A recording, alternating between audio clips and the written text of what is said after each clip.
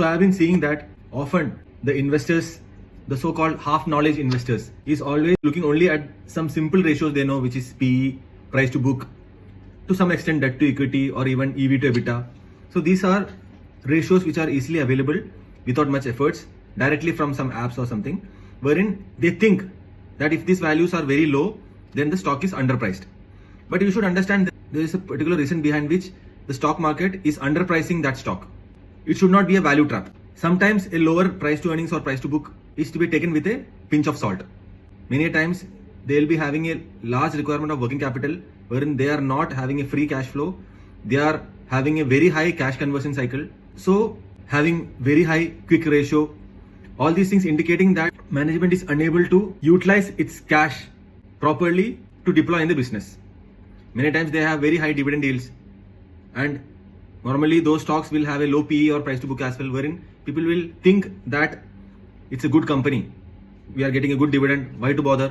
But then again, dividend is something wherein if the company is unable to reinvest that money, they give it out as dividend. And many times the promoter needs good cash flow, cash requirement from the stakes they hold in that stock. And they being the promoter, maybe the stake is more than 60%. So if they give out the dividend, majority is taken by the promoter itself.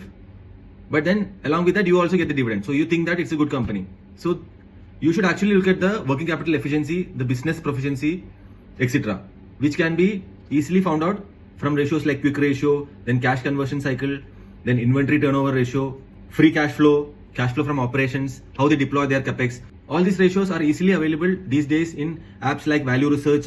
Value Research is available both in App Store and even in Google Play, and even you can use their website. Then even to an extent it is available in Money Control. Then you have Ticker Tape. So these apps has all these ratios. Again, I repeat, cash conversion cycle, cash flow from operations, free cash flow, quick ratio, inventory turnover ratio.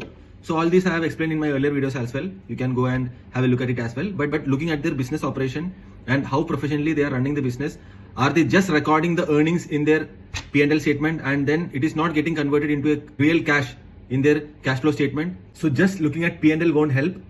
The real catch is in the cash flow statement. So these days it is very easy to get these ratios. Have a look at it. Don't just go with the earnings per share or PE. This again I am emphasizing, and I have recently done some shorts on particular stocks as well, wherein they are lacking in real business efficiency, poor working capital management, and undesirable ratios as well.